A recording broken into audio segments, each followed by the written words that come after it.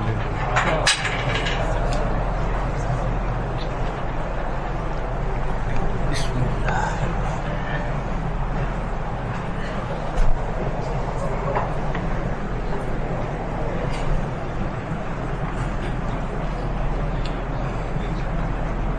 غلط کہہ رہا ہے، کل بھی بریانی تھی، آج بھی بریانی ہے، روز تھوڑی بریانی ہوتی ہے، پاگل ہے۔ جمعرات کو بھی بریانی تھی، شنیچر کو بھی بریانی ہے۔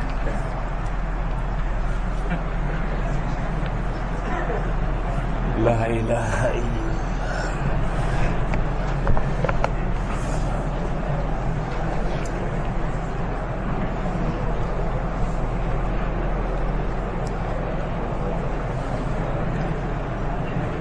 بسم اللہ الرحمن الرحیم۔ باب لا يتوضأ من الشک حتى يستيقن۔ اس باب میں جو حدیث ہے وہ ترمذی شریف میں آپ حضرات نے پڑھی ہے۔ ایک شخص کی کمپلینٹ، شکایت، فریاد نبی صلی اللہ علیہ وسلم کی خدمت میں کی گئی کہ اس کے پیٹ میں قراقر ہوتا ہے، ریح مبرز کے قریب تک آتی ہے، واپس لوٹ جاتی ہے۔ اس کو ایسا خیال گزرتا ہے کہ شاید کچھ ریح نکل گئی ہو۔ یہ صورت نماز پڑھتے ہوئے پیش آتی ہے۔ حضور نے جواب دیا، جب تک وہ آواز نہ سنے ریح خارج ہونے کی یا بدبو نہ سونگے وہاں تک نماز پڑھتا رہے، نماز سے نہ پھرے۔ حدیث پوری ہوئی، حدیث ترمذی میں تم نے پڑھی ہے۔ سمجھنے کی بات یہ ہے کہ یہ حدیث موسوس کے بارے میں ہے۔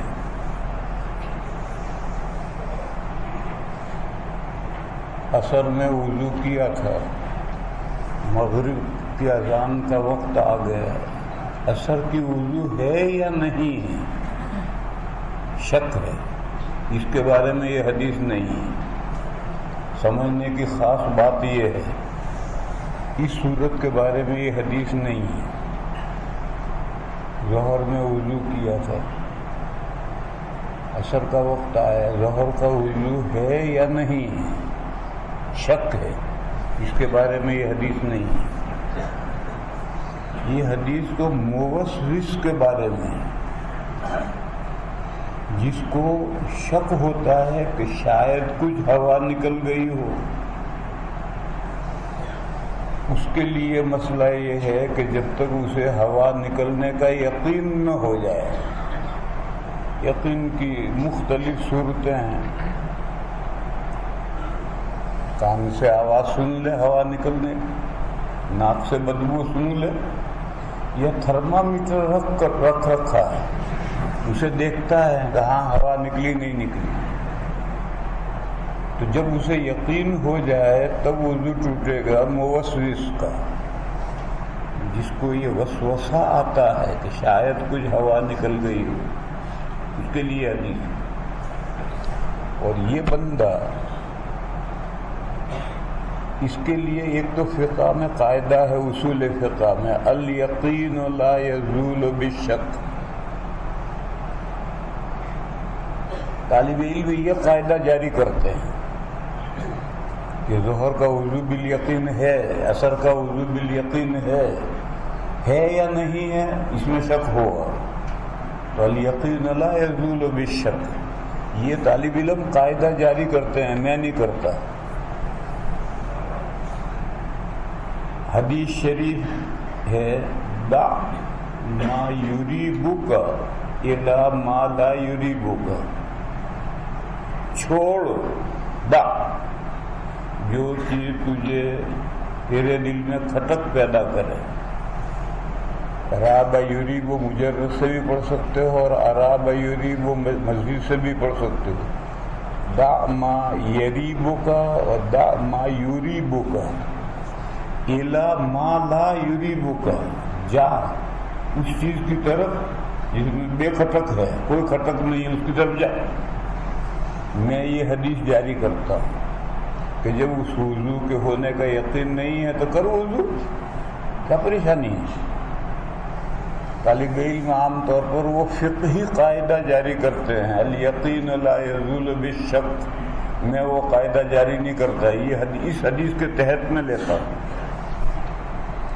تمہیں سمجھنے کی بات یہ ہے کہ یہاں جو حدیث ہے وہ اس مسئلے سے متعلق نہیں، یہ تو موسوس کے بارے میں ہے، جس کو وسوسہ آتا ہے ناقض وضو پیش آنے کا، شاید ناقض وضو پیش آ گیا ہو، اس موسوس کے لیے یہ مسئلہ ہے کہ جب اسے یقین ہو تب وہ نماز چھوڑ کر کے وضو کرنے جائے یا نماز لوٹائے، جب تک یقین نہ ہو نماز پڑھتا ہے۔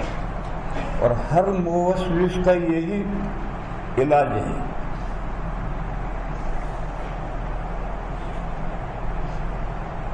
دارالعلوم میں ایک بڑے استاد ہیں،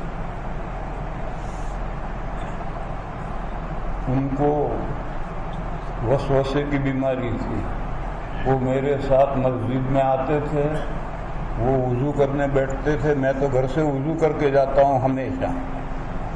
جب سے میں نے یہ حدیث پڑھی ہے من خرج من بیتہ متطہرا، اگرچہ یہ حدیث عربوں کے عرف کے اعتبار سے ہے، عربوں کے یہاں مسجدوں میں وضو کا انتظام ہی نہیں، بس گھر سے ہی وضو کر کے نکلے گئے۔ ہمارے یہاں تو مسجدوں میں انتظام ہے، بس اگر کوئی بغیر وضو جائے اور مسجد میں جا کر وضو کرے تو بھی گھر سے مسجد تک جانے کا ثواب ملے گا۔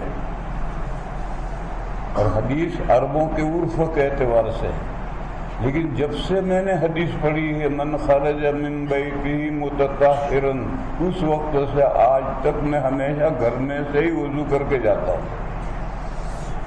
تو میرا تو معمول یہ ہے، وہ بغیر وضو کے ہوتے تھے، وہ جا کر وضو کرنا شروع کرتے تھے تو نماز کا سلام پھر جاتا تھا، ان کی وضو پوری نہیں ہوتی۔ مجھے طالب علموں نے کہا کہ یہ مولانا صاحب تو وضو کرتے ہی رہتے ہیں، تو پھر میں نے ان پر پابندی لگائی، ایک طالب علم کو کھڑا کیا، جب یہ طالب علم کہے کہ آپ کا چہرہ دھل گیا آگے بڑھیے، وہ کہے کہ آپ کے ہاتھ دھل گئے آگے بڑھیے، ایسا 2 مہینے تک طالب علم کو میں نے مسلط کیا۔ اس کا اتنا فائدہ ہوا کہ اب 1 رکعت جاتی۔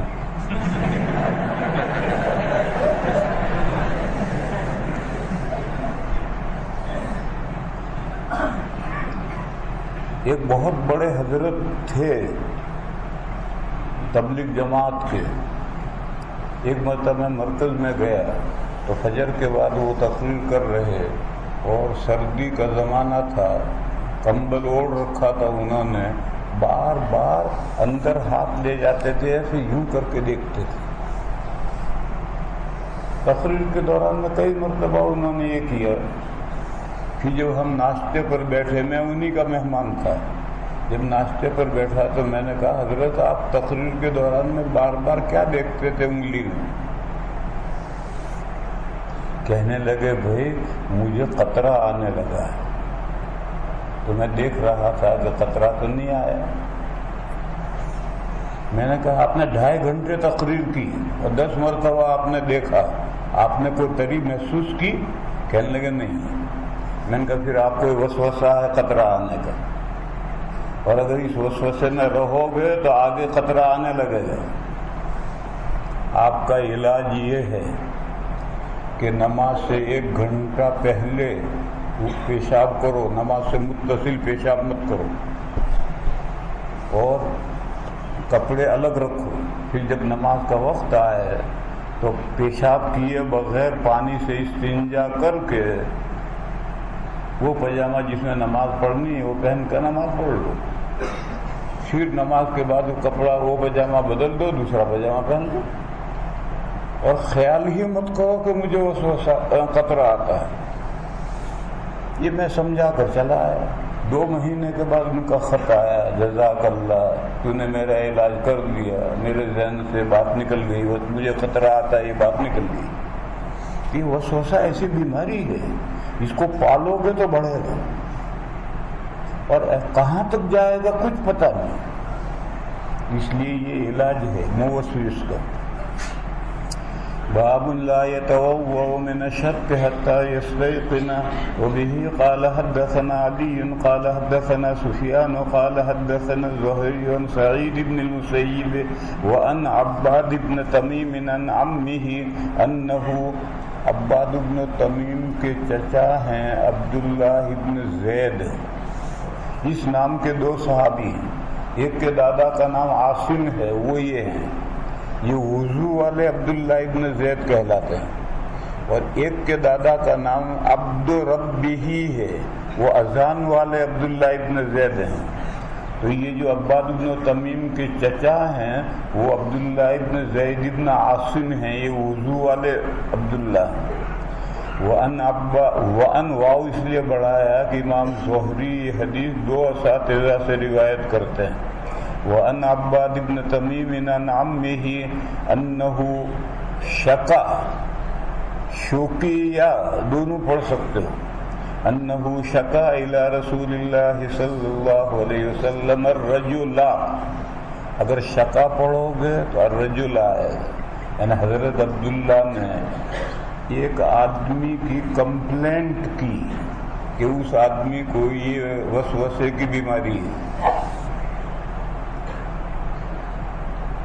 الذي يخيل إليه أنه يجد الشيء في الصلاة فقال لا ينفتل أو قال لا ينصرف حتى يسمع صوتا أو يجد ريحا۔ باب التخفيف في الوضوء، اس باب میں تخفیف المرات کا بیان ہے، اور حدیث میں وہم ہے۔ حدیث یہ ہے، جس رات حضرت ابن عباس اپنی خالہ کے گھر سوئے تھے، رات میں حضور اٹھے اور اٹھ کر حضور نے وضو کیا، اس وضو میں تخفیف کی تھی، تمام اعضاء 1 مرتبہ دھوئے تھے، یہ وہم ہے۔ یہی حدیث آگے آئے گی، وہاں یہ آئے گا کہ نیند سے بیدار ہونے کے بعد تو حضور نے اچھی طرح وضو کیا، پھر 4 رکعتوں پر حضور سو جاتے ہیں، پھر اٹھ کر ہلکا وضو کر کے اگلی 4 رکعتیں پڑھتے۔ تو 4 رکعت پر جو حضور وضو کرتے تھے وہ تو حدث کا وضو ہے ہی نہیں، انبیاء کے نیند ناقض وضو نہیں ہے۔ بس یہ جو مرات میں تخفیف تھی یہ تو نشاط پیدا کرنے کے لیے تھی، طبیعت میں ذرا نشاط پیدا ہو جائے، اور جو تہجد کے شروع میں وضو کیا تھا وہ تو خوب اچھی طرح اہتمام سے کیا تھا۔ بس یہاں جو حدیث ہے جس میں وہم ہے، صحیح حدیث آگے آ رہی ہے۔ بہرحال یہاں اور وہاں تخفیف المرات کا ذکر ہے کہ اگر اعضائے موصولہ کو آپ 1 مرتبہ دھو لیں کافی، فرض کا درجہ ادا ہو گیا۔ وبه قال حدثنا علي بن عبد الله قال حدثنا سفيان عن عمرو قال اخبرني قريب عن ابن عباس ان النبي صلى الله عليه وسلم نام حتى نفخ، یہ 4 رکعت پر جو حضور سوتے تھے اس میں سوتے تھے خراٹے بھی نکلنے لگتے، خراٹوں جیسے نیند کا پیش خیمہ ہے اونگ، جیسے کلیکٹر کی گاڑی چلتی ہے تو آگے پھٹپھٹیے والا چلتا ہے، تو یہ نیند کا پھٹپھٹیا ہے اونگ آئے گی اس کے بعد نیند آئے گی۔ اسی طرح سے خراٹوں کا پھٹپھٹیا ہے یہ نفخہ، پہلے سانس تیز تیز چلنے لگے پھر وہ خراٹے بن جائیں گے، ابھی خراٹے نہیں آئے، ابھی تو تیز تیز سانس چلنے لگا۔ حتی نفخ ثم صلى وربما قال اربتجع حتى نفخ ثم قام فصلى ثم حدثنا به سفيان مرة بعد مرة، یعنی 1 مرتبہ نہیں، علی مدینی کہتے ہیں، علی ابن عبداللہ، یہ علی مدینی ہیں، وہ کہتے ہیں یہ حدیث میں نے بار بار سنی۔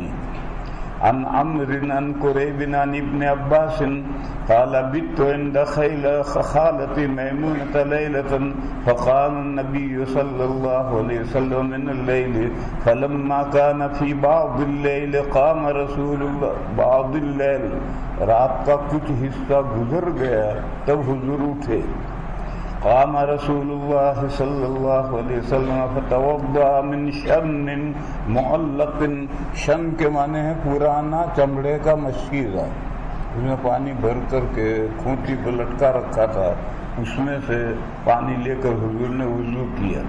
من شن معلق وضوءا خفیفا، یہ وہم ہے، نیند سے بیدار ہونے کے بعد تو اچھی طرح وضو کیا تھا۔ یخففہ عمر ویقللہ، حدیث کے راوی ہیں عمرو بن دینار، وہ سمجھایا کرتے تھے طالب علموں کو کہ بہت ہی تھوڑے پانی سے حضور نے وضو کیا۔ یخففہ اور یقللہ یہ دونوں مترادف ہیں، یخففہ عمر ویقللہ یہ جملہ معترضہ ہے، طالب علموں کو سمجھایا کرتے تھے حدیث بیان کرتے ہوئے کہ بہت ہی ہلکا وضو کیا۔ وقام يصلي فتوضأت نحو مما توضأ ثم جئت فقمت عن يساره وربما قال سفيان عن شماله فحولني فجعلني عن يمينه ثم صلى ما شاء الله ثم اضطجع فنام حتى نفخ ثم أتاه المنادي، تہجد پڑھ کر کے بھی حضور وتر پڑھ کر فجر کی سنتیں پڑھ کر پھر حضور لیٹ جاتے تھے۔ جب نمازی اکٹھا ہو جاتے تھے تو حضرت بلال اطلاع کرتے تھے۔ ثم أتاه المنادي فآذنه بالصلاة فقام معه إلى الصلاة فصلى ولم يتوضأ۔ یہاں مسئلہ رکو، یہ اجماعی مسئلہ ہے کہ انبیاء کی نیند ناقض وضو نہیں ہے۔ کیوں؟ انبیاء غافل نہیں سوتے۔ کیوں؟ سوتے ہوئے بھی انبیاء پر وحی آتی ہے، بس اگر غافل سوئیں گے تو وحی کو کیسے کیچ کریں گے؟ تو چونکہ نیند میں وحی آتی ہے اس لیے وہ غافل نہیں سوتے، اور غافل نہ سوئے تو نیند نہیں ٹوٹتی ہے۔ یہ مسئلہ انبیاء کے لیے نہ ہمارے لیے بھی ہے، یہ مسئلہ ہمارے لیے بھی ہے کہ اگر غافل نہ سوئے تو نیند نہیں ٹوٹے گی، وضو نہیں ٹوٹے گا۔ حنفیہ کے یہاں غافل نہ سونے کی 4 صورتیں ہیں: نماز کا قیام، رکوع، مردوں کا سجدہ، عورتوں والا سجدہ نہیں، اور قاعدہ۔ ان 4 ہیئتوں میں اگر کوئی سوئے، چاہے نماز میں سوئے چاہے نماز سے باہر سوئے، وضو نہیں ٹوٹے گا۔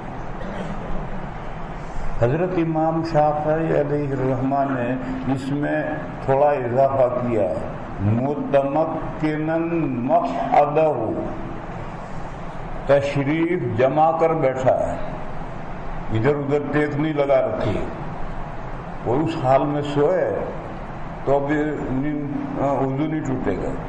حضرت نے ایک اور اضافہ بھی کیا جو ترمذی میں آئے گا کہ اگر کھڑے کھڑے سویا لیکن گہرا سویا، اتنا گہرا کہ اس نے خواب دیکھا، تو اب وضو ٹوٹ جائے۔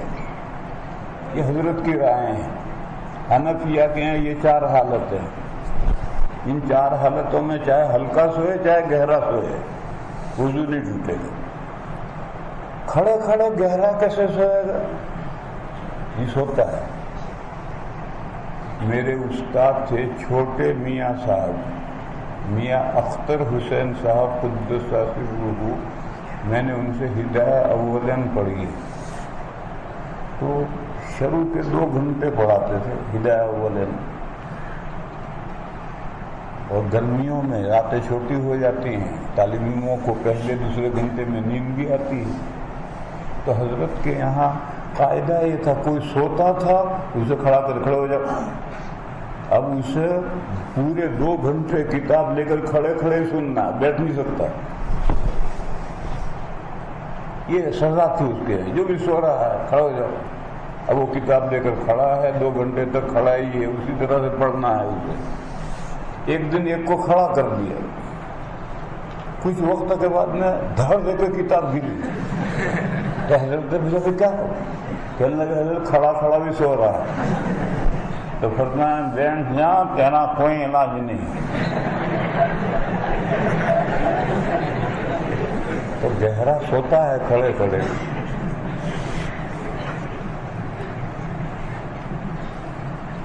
قال عمرو سمعت عبید بن عمیر، یہ تابعی ہیں، جلیل القدر تابعی ہیں، مگر تم صحابہ کوئی نہیں جانتے، تابعین کو کیا جانا ہو. تو عمرو بن دینار کہتے ہیں کہ عبید یہ کہا کرتے تھے کہ انبیاء کے نیند ناقض وضو نہیں ہے. قال عمرو سمعت عبید بن عمیر یقول رؤیا الانبیاء وحی، جب وحی ہے تو انبیاء غافل نہیں سوئیں گے. غافل نہیں سوئیں گے تو نیند ناقض وضو نہیں ہوگی. سوتے ہوئے پر بھی انبیاء پر وحی آتی ہے. اس کی دلیل ثم قرأ انی ارى فی المنام انی اذبحک، حضرت ابراہیم نے جو صاحبزادے کو ذبح کرنے کا خواب دیکھا ہے تو وہ وحی.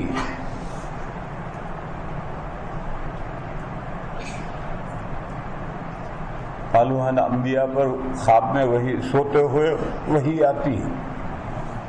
یہ جو قاعدہ ہے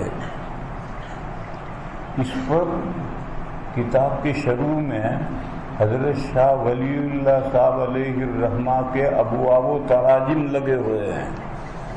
ہر کتاب کے شروع میں شاہ ولی اللہ صاحب علیہ الرحمہ کے ابواب و تراجم لگے ہوئے ہیں. وہاں کھولیو، کسی باب میں یا کسی اور باب میں حضرت نے فرمایا ہے کہ یہ جو مسئلہ ہے کہ انبیاء کی نیند ناقض وضو نہیں ہے، یہ فی حال دون حال ہے. چنانچہ شروع رات سے حضور سوتے تھے، پھر تہجد کے لیے جب اٹھتے تھے تو کبھی ایسا نہیں ہوا کہ بغیر وضو کے تہجد حضور نے شروع کر دیا. کوئی روایت نہیں. تہجد کے درمیان 4 رکعت پر جو سوتے تھے اس میں اٹھ کر کے بغیر وضو کے اگلی 4 رکعتیں پڑھتے تھے. لیکن شروع رات سے سوئے ہیں، رات کے پچھلے حصے تک، اور تہجد کے لیے اٹھے اور اٹھ کر بغیر وضو کے حضور نے تہجد شروع کی، ایسی کوئی روایت نہیں. اس کی وجہ کیا ہے؟ نیند راحت اس وقت بنتی جب گہری آئے.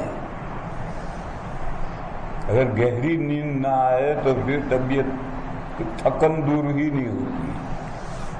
گہری نیند آ گئی 2 گھنٹے کافی ہے، اور اچاٹ نیند آئی پوری رات سو گے تب بھی صبح اٹھو گے سست.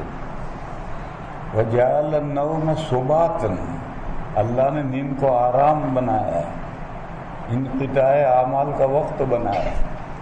بس انبیاء بھی تو بشر ہیں اور بشری احوال سے 2-4 ہوتے ہیں. ان میں ہم جیسے بشر نہیں ہیں، ان میں سرخاب کا پر لگ رہا ہے، ان کے پاس وہی آتی ہے، ہمارے پاس نہیں آتی. باقی دیگر احوال میں تو بشریت کے احکام جاری ہوتے ہیں. بھوک لگے گی، پیاس لگے گی، بیوی کی ضرورت ہوگی، کام کر کے تھکن ہوگی، نیند سے آرام ملے گا. یہ سب بشری احوال ہیں، انبیاء پر بھی گزرتے ہیں. اس لیے حضرت شاہ صاحب نے لکھا ہے، میں کہوں گا تم مانو گے نہیں، اس لیے شاہ صاحب کا حوالہ دیا میں نے کہ یہ بات جو ہے کہ انبیاء کے نیند ناقض وضو نہیں، یہ کلیہ نہیں ہے، فی حال دون حال ہے. اس کو دیکھ کر کے حوالہ یاد رکھیے. تم کہو گے تمہاری بات کوئی نہیں مانے گا، اور شاہ صاحب کی بات جھک مار کے ماننی پڑے گی.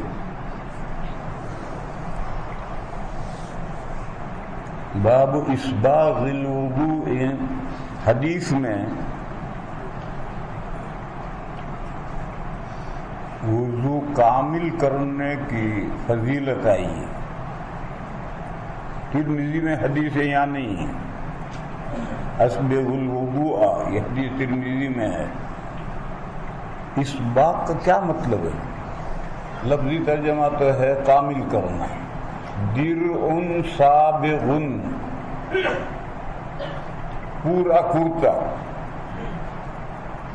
کامل کرتا.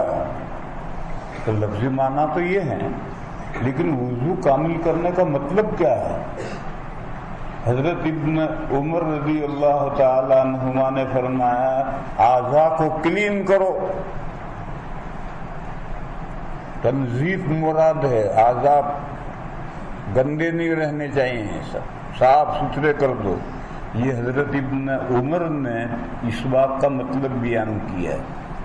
باب اسباغ الوضوء وقد قال ابن عمر اسباغ الوضوء الانقاء. اعضائے مغسولہ کو کلین کرنا یہ اسباغ کا مطلب ہے. دوسرے علماء کہتے ہیں یعنی 3 مرتبہ دھونا یہ اسباغ ہے. دونوں کو جمع کرو. عام حالات میں 3 مرتبہ دھونے سے اسباغ ہو جائے گا، لیکن کھیت میں سے مٹی میں کام کر کے آئے ہیں تو 3 مرتبہ پیر دھونے سے اسباغ نہیں ہوگا، اور زائد دھو گے تب پیر کلین ہوں گے. دونوں کو جمع کر دو. وبه قال حدثنا عبد الله بن مسلمة عن مالك عن موسى بن عقبة عن قريب مولى بن عباس عن أسامة بن زيد. حضور جب حج میں تھے اور عرفے سے لوٹے تو پیچھے حضرت اسامہ کو بٹھایا تھا. راستے سے ہٹ کر پہاڑ میں اندر گھسی ہوئی جگہ، اس کو کہتے ہیں درہ، گھسی کو کہتے ہیں گھاٹی. درہ آر پار جائے تو درہ، اور آگے جا کر بند ہو جائے تو گھاٹی. تو حضور اونٹ راستے سے ہٹا کر ایک گھاٹی کی طرف متوجہ ہوئے اور اونٹ بٹھا کر کے پیشاب فرمایا. پیشاب کرنے کے بعد میں وضو کرایا. حضرت اسامہ نے وضو کرایا تو ہلکا وضو کیا. تو حضرت اسامہ نے کہا یا رسول اللہ مغرب کی نماز، مغرب کا وقت ہونے کے بعد عرفہ سے چلتے ہیں. تو حضور نے فرمایا مغرب کی نماز آگے پڑھیں گے. چلے، اونٹ پر بیٹھ کر چلے.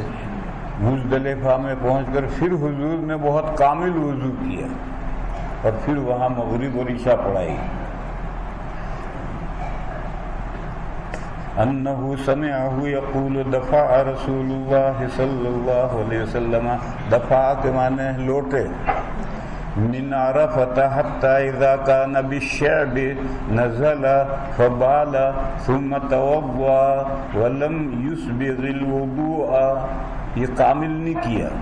فقلت الصلاة یا رسول اللہ. قال الصلاة امامك. فركب فلما جاء المزدلفة نزل فتوضا فأسبغ الوضوء. یہاں باب ہے. ثم أقيمت الصلاة فصلى المغرب ثم أناخ. كل انسان مغرب پڑھائی. مغرب کے بعد فوراً عشاء شروع نہیں کی، وقفہ کیا. اس وقفے میں لوگوں نے اپنے اونٹ بٹھائے، ان کے سامان اتارے، پھر دوبارہ تکبیر شروع ہوئی اور پھر عشاء پڑھائی. ثم أناخ كل إنسان بعيره في منزله ثم أقيمت العشاء فصلى ولم يصل بينهما. باب غسل الوجه باليدين في غرفة من غرفة واحدة. وہ تو تھا تخفیف فی المرات، یہ ہے تخفیف فی الماء. یہ باب ہے تخفیف فی الماء. ابن عباس رضی اللہ تعالی عنہما نے ایک مرتبہ وضو کیا تو انہوں نے چلو میں پانی لیا. دیکھو میری طرف، چلو میں پانی لیا، پھر دوسرا ہاتھ ملا کر لب بنایا اور چہرہ دھویا. لب بھر کر کے پانی نہیں لیا، ایک چلو پانی لے کر دوسرا ہاتھ ملا کر کے چہرہ دھویا. یہ تخفیف فی الماء ہے. باب غسل الوجہ بالیدین، دونوں ہاتھوں سے چہرہ دھوئے ہیں، من غرفۃ واحدۃ، ایک چلو میں پانی لے کر دونوں ہاتھ ملا کر چہرہ دھویا ہے۔ وبه قال حدثنا محمد بن عبد الرحيم قال أخبرنا أبو سلمة الخزاعي منصور بن سلمة قال أخبرنا ابن بلال يعني سليمان عن زيد بن أسلم عن عطاء بن يسار عن ابن عباس أنه توضأ، یہ حضور نے نہیں وضو کہ ابن عباس وضو کر رہے ہیں، أنه توضأ فغسل وجهه، کیسے؟ أخذ غرفة من ماء فتمضمض بها، ایک چلو سے تو کلی کی، واستنشق، کلی نہیں، ایک چلو سے آدھے سے کلی کی، آدھا پانی ناک میں ڈالا، یہ بھی وہی تخفیف فی الماء ہے۔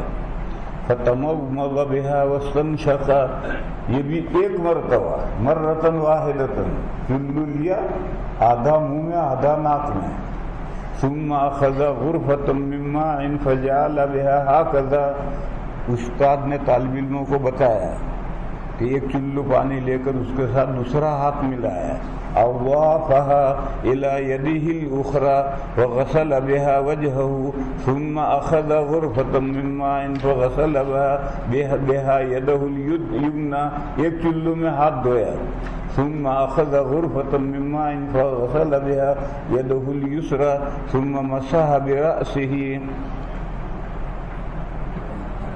پھر ایک چلو لے کر ایک ہی چلو سے پیر دھوئے، ثم اخذ غرفة من ماء فرش، چھڑکا اس کو، فرش على رجله اليمنى حتى غسلها، صرف چھڑکا نہیں، اس ایک چلو سے سارا پیر دھویا، ثم اخذ غرفة اخرى فغسل بها يعني رجله اليسرى، ثم قال هكذا رأيت رسول الله صلى الله عليه وسلم، یہ جو وضو کر کے دکھایا ہے ابن عباس نے، اس میں 100 گرام پانی میں وضو ہو جائے، صرف 100 گرام پانی سے وضو ہو سکتا ہے،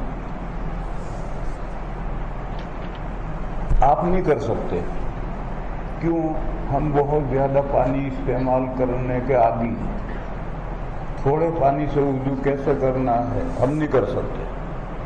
جو لوگ اس کو جہاں پانی کی قلت ہے اور وہ تھوڑے پانی سے وضو کرتے ہیں وہ کر سکتے ہیں، وہ 100 گرام میں وضو کر لیں گے۔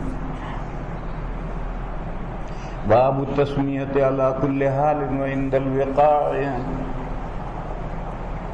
یہ باب سمجھنے کا ہے۔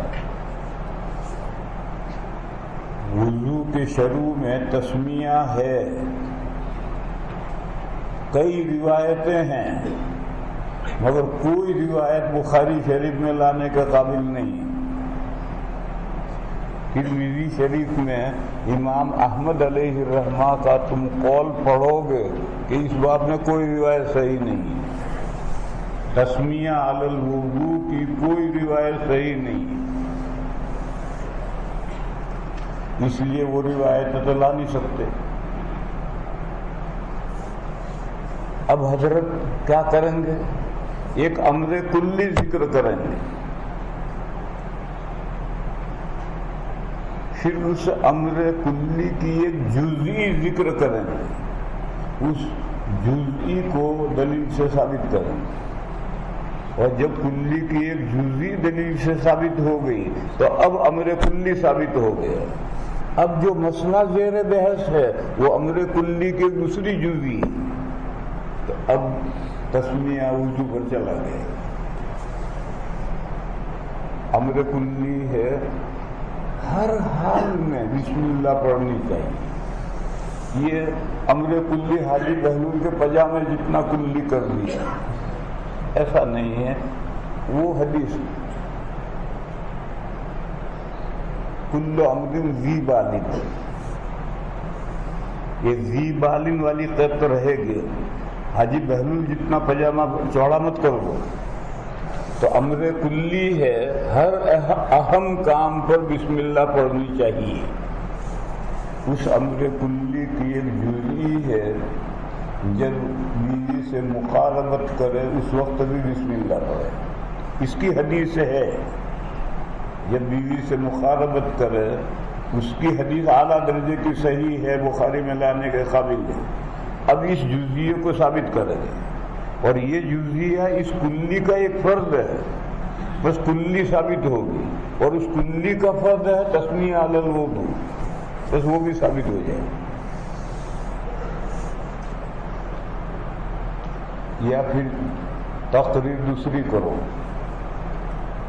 کہ مقاربت کے وقت تو بات کرنا بھی پسند نہیں کیا گیا ہے، پھر بھی تسمیہ، اور مقاربت کوئی عبادت بھی نہیں ہے، پھر بھی تسمیہ، اور وضو کے وقت تو وضو تو عبادت ہے، بس اس پہ تسمیہ تو بدرجہ اولا.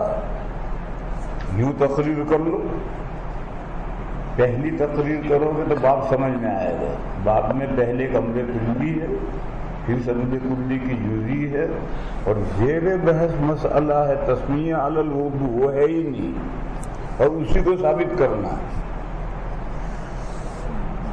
باب التسمیۃ علی کل حال، علی کل حال معنی علی کل امر ذی بال. یہ جو حدیث ہے علی کل امر ذی بال، یہ حدیث بھی بخاری میں لانے کے قابل نہیں ہے. علی کل امر ذی بال والی جو روایتیں ہیں وہ تو ترمذی میں لانے کے بھی قابل نہیں ہے، ضعیف روایتیں. تو امر کلی کو ثابت نہیں کر سکتے، اس کی روایتیں بھی نہیں ہیں، تو امر کلی کی جزئی لا کر اس کی روایت ثابت کرو، پھر امر کلی کی جو دوسری جزئی ہے وہاں تک حکم لے جائے. باب التسمیۃ علی کل حال وعند الوقاع. وبه قال حدثنا علي بن عبد الله قال حدثنا جرير عن منصور عن سالم بن ابي الجعد عن قريب عن ابن عباس يبلغ به النبي. پہنچتے ہیں ابن عباس حدیث کے ساتھ حضور کو. یہ لفظی ترجمہ کیا میں نے. حدیث کو مرفوع کرنے کا صریح تو لفظ ہے قال رسول اللہ. اس صریح لفظ کے علاوہ کچھ دوسرے لفظ ہیں مانند صریح کے، کنائی نہیں، گویا وہ بھی صریح. ان میں سے ایک لفظ یہ ہے یبلغ بہ النبی، اس سے بھی حدیث مرفوع ہو جاتی ہے. یبلغ بہ النبی صلی اللہ علیہ وسلم قال لو ان احدکم اذا اتی اہلہ قال بسم اللہ. یہ باب آ گیا. اللہم جنبنا الشیطان وجنب الشیطان ما رزقتنا. ہمیں شیطان سے بچائیے، اور آپ جو اولاد ہمیں عنایت فرمائیں اس اولاد کو بھی شیطان سے بچائیے. لوگ لڑکے کو لے کر آتے، حضرت لڑکا بہت شرارت کرتا ہے، دعا فرما دیجیے. تو میں اس سے پوچھتا ہوں بسم اللہ کا ہے بے بسم اللہ کا؟ تو کہتے بسم اللہ کا ہے بے بسم اللہ کا؟ جب بے بسم اللہ کا ہے تو شرارت تو کرے گا ہی، شیطان پمپنگ کرے گا. اللہم جنبنا الشیطان وجنب الشیطان ما رزقنا فقضی بینہما ولد. ہر صحبت سے حمل نہیں ٹھہرتا. کون سی صحبت سے حمل ٹھہرے گا معلوم نہیں، بس ہر صحبت سے پہلے بسم اللہ پڑھنی ہے، اور بسم اللہ کے ساتھ دعا بھی ہے. صرف بسم اللہ اتنا کافی ہے. لیکن موقع کی مناسبت سے نبی پاک صلی اللہ تعالی علیہ وسلم بسم اللہ میں ایکسٹینشن کرتے تھے، جیسے بسم اللہ وعلی برکت اللہ کھانے کے لیے.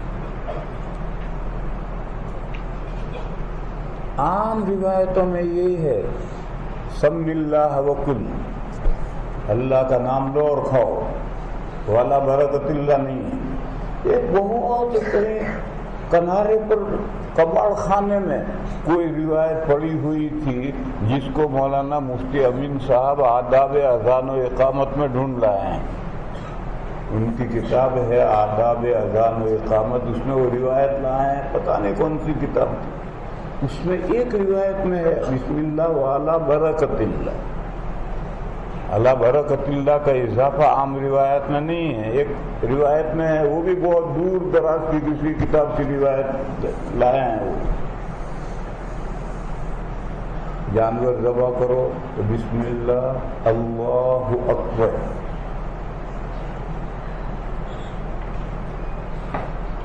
بسم اللہ وعلی برکت اللہ. میں تو کچھ بیان نہیں کرنا، اللہ کا نام لے کر کھاؤ گے تو برکت ہوگی. وہ جو برکت ہوگی اسی کو آپ نے کہہ دیا وعلی برکت اللہ. لیکن جانور ذبح کرتے وقت اللہ اکبر بڑھانے کی کیا ضرورت؟ یہ کہیں تمہارے دماغ میں نہ آئے کہ میں زبردست دیکھو مرغے کو کاٹ رہا، بکرے کو اڑا رہا. نہیں، کہو اللہ بڑھے. اس وقت اللہ کی بڑھائی کا تصور آنا چاہیے تاکہ آدمی کے نفس میں نفس خراب نہ ہو جائے. کہیں وہ یہ نہ سمجھنے لگے کہ میں ایسا زبردست ہوں کہ گائے اور بھینس کو میں نے ذبح کر ڈالا، کاٹ ڈالا. یہ تصور نہ آئے، اس لیے اللہ اکبر بڑھایا. بسم اللہ والحمد للہ یہ وضو کے تسمیہ میں. وضو سے پہلے بسم اللہ پڑھو تو بسم اللہ والحمد للہ. اور یہ روایت طبرانی کی جامع صغیر میں ہے. اس کی مناسبت یہ ہے کہ اللہ نے توفیق دی نماز کی تو میں وضو کرنے بیٹھا ہوں. اسی طرح سے بیت الخلاء میں بسم اللہ کی روایت ترمذی شریف میں کتاب الصلاۃ کے بالکل آخر میں آئے گی، حضرت علی کی روایت. پھر اس کے ساتھ وہ دعا بڑھاؤ جو کتاب ترمذی کے شروع میں ہے، اللہم انی اعوذ بک من الخبث والخبائث. بسم اللہ کے ساتھ اس کو بڑھانا ہے. اسی طرح سے یہاں بھی بسم اللہ کے ساتھ یہ دعا بڑھانی ہے، اللہم جنبنا الشیطان وجنب ما رزقتنا من الشیطان. بس اگر اس مقاربت سے بچہ حمل ٹھہرا اور بچہ ہوا تو شیطان اس کو ضرر نہیں پہنچائے گا. فَقُضِيَ بَيْنَهُمَا وَلَدٌ لَمْ يَضُرَّهُ. باب ما يقول عند الخلاء. بیت الخلاء جائے تو کیا دعا پڑھے؟ دعا تم جانتے ہو. یہ دعا بیت الخلاء سے باہر پڑھ کے اندر جانا ہے. اور فلش ہے اور صاف ستھرا ہے، کوئی گندگی نہیں ہے تو وہ فلش صحرا کے حکم میں، جنگل کے حکم میں. جنگل میں کپڑا کھولنے سے پہلے بسم اللہ پڑھنی، تو فلش میں بھی جا کر کے کپڑا کھولنے سے پہلے پڑھ سکتے ہو. اور بیت الخلاء گندا ہے تو پھر باہر پڑھ کر جانا ہے. بھول جائے جنگل میں کپڑا کھول دیا یا فلش میں کپڑا کھول دیا پھر یاد آئے تو پھر دل میں پڑھنا ہے، زبان سے نہیں. گندگی کی جگہ میں اللہ کا ذکر مکروہ ہے، لیکن دل میں کوئی حرج نہیں. باب ما يقول عند الخلاء. وبه قال حدثنا آدم قال حدثنا شعبة عن عبد العزيز بن صهيب قال سمعت أنسا يقول كان النبي صلى الله عليه وسلم إذا دخل الخلاء قال اللهم إني أعوذ بك من الخبث والخبائث. خبث باقا پیش، خبیث کی جمع ہے، یعنی مذکر جنات. جنات نہیں، مذکر شیاطین. جنات میں سے جو کافر بدماش ہیں وہ شیاطین کہلاتے ہیں. جنات میں تو مومنین بھی ہیں، نیک بندے بھی ہیں. تو خبیث مذکر شیاطین اور خبائث جمع ہے خبیثتن کی.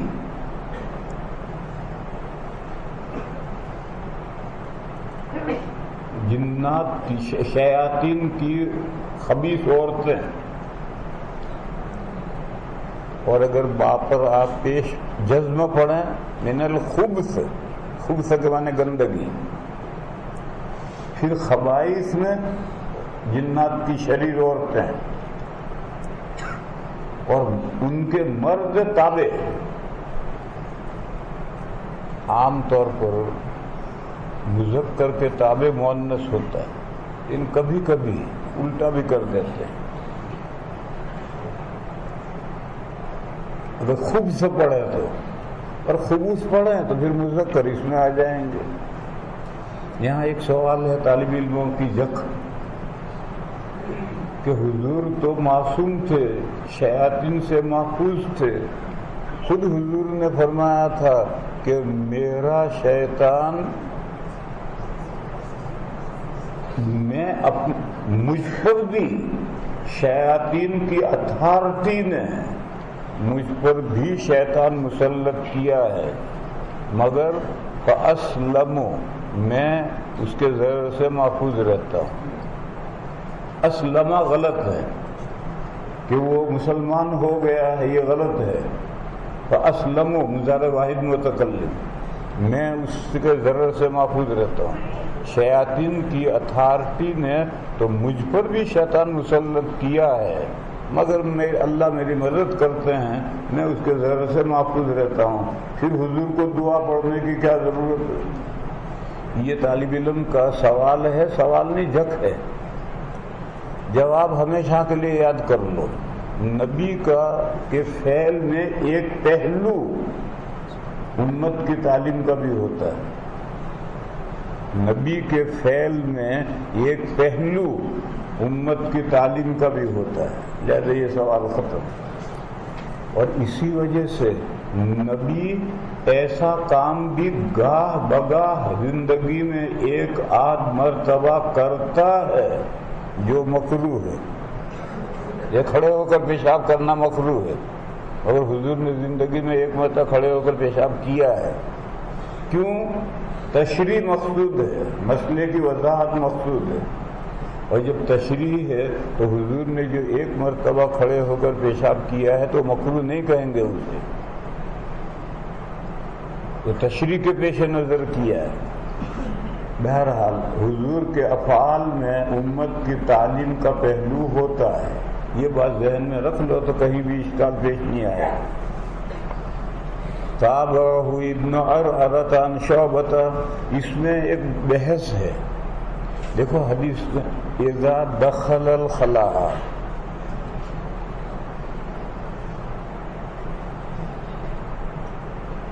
اس میں ایک راوی جو کمزور راوی ہے وہ بڑھائے گا اذا ارادہ بڑھائے گا، بس مسئلہ یہی ہے۔ یہ جو ضعیف راوی نے لفظ استعمال کیا اذا ارادہ، بس مسئلہ یہی ہے کہ باہر دعا پڑھ کر اندر جاؤ، اور باقی جتنے مضبوط روات ہیں وہ اذا دخل کے معنی تو اندر جا کر بھی ہو سکتے ہیں، جب داخل ہو یا نہ اندر پہنچ جائے، یہ مطلب بھی تو ہو سکتا ہے۔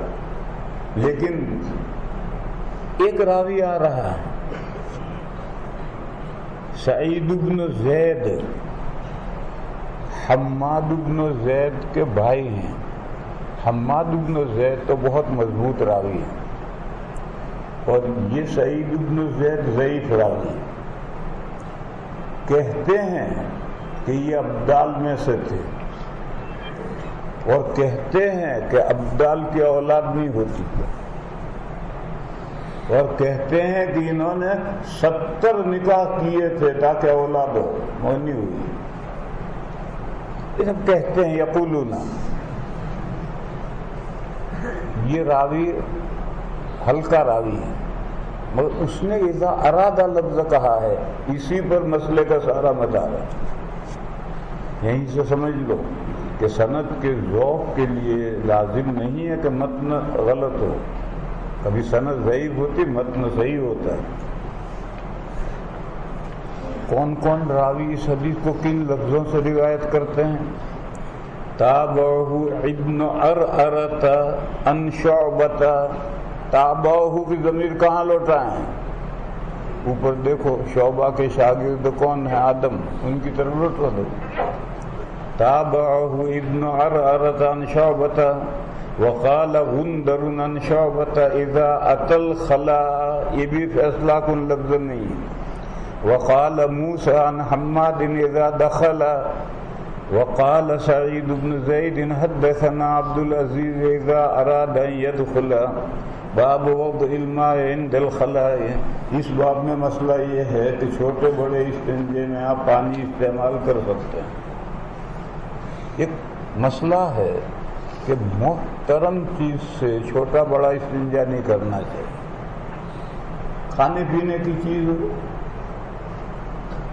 روٹی کے ٹکڑے سے چھوٹا بڑا استنجا کر رہا ہے، سیب کاٹ کر کے آدھے سیب سے استنجا کر رہا ہے، نہیں. تو کھانے پینے کی جو چیزیں ہیں محترم، ان سے نہیں کرنا چاہیے. اسی طرح چکنی چیز سے بھی نہیں، اسے صفائی نہیں ہو سکتی. کانچ سے، ریشم کے کپڑے سے. اس ضابطے میں پانی سے بھی استنجا نہیں ہونا چاہیے، پانی بھی پینے کی چیز ہے. لیکن نص سے ثابت ہے، نبی پاک صلی اللہ تعالی علیہ وسلم سے بڑے استنجے میں پانی کا استعمال ثابت ہے. بس نص سے جب ثابت ہے تو قیاس گاؤ خرد، قیاس کی چھٹی، جاؤ قیاس صاحب جاؤ یہاں سے، نص مقدم ہے.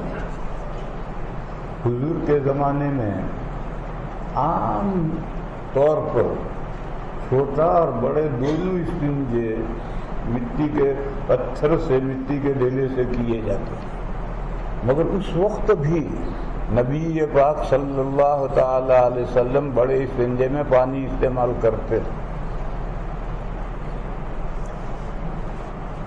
بیت الخلاء کے پاس میں پانی رکھا، پاس میں، خلا کے معنی سمجھو. خلا کے معنی ہے تنہائی کی جگہ. بس جنگل میں کسی جگہ پر بڑا استنجا کرنا ہے تو خادم وہاں سے لوٹا رکھ کر کے چلا گیا، دور ہو گیا. اب مخدوم نے جا کر وہاں استنجا کیا اور پانی وہاں ہگا اور وہ پانی سے استنجا کیا. یہ ہے عند الخلا. اور اب ہمارے جو گھروں میں بیت الخلا ہے تو اب عند الخلا نہیں کہیں گے، فی الخلا کہیں گے. خادم لوٹا بھر کر بیت الخلا میں رکھے تو ابھی وہی بات ہے. وبه قال حدثنا عبد الله بن محمد قال حدثنا هاشم بن القاسم قال حدثنا ورقاء عن عبد الله بن ابي يزيد عن ابن عباس ان النبي صلى الله عليه وسلم دخل الخلاء. حضرت نے باپ میں رکھا تھا عندہ. حدیث میں بھی یہی ہے، حضور بڑے استنجے تشریف لے گئے. اندر بیت الخلاء میں ابن عباس نے پانی نہیں رکھا، بلکہ باہر حضور کا معمول تھا. پیشاب کرنے کے بعد تو ہمیشہ وضو کرنے کا معمول نہیں تھا، لیکن بڑا استنجا کرنے کے بعد میں فوراً وضو کرنے کا معمول تھا. یہ معمول ابن عباس جانتے ہیں. تو حضور بڑے استنجے کے لیے گئے تو انہوں نے وضو کے لیے پانی رکھا. فوضعت له وضوءا. حضور بیت الخلاء سے نکلے، پانی تیار ہے. پوچھا کس نے رکھا؟ تو گھر والوں نے بتلایا کہ عبداللہ نے رکھا. تو حضور بہت خوش ہوئے اور سینے سے لگا کر دعا دی.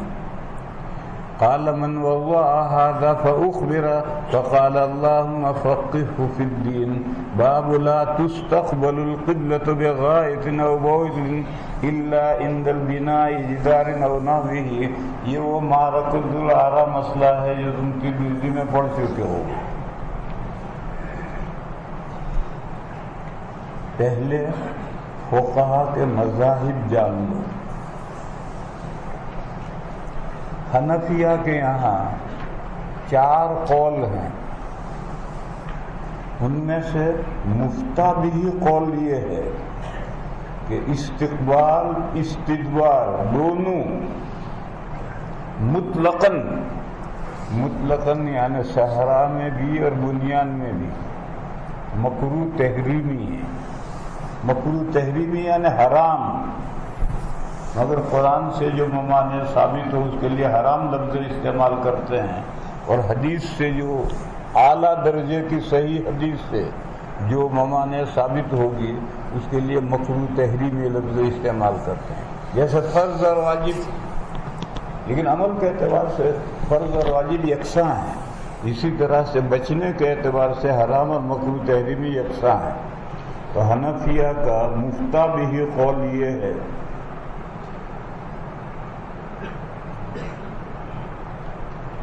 کہ دونوں بیت اللہ کی طرف منہ کرنا، پیچھ کرنا، مطلقاً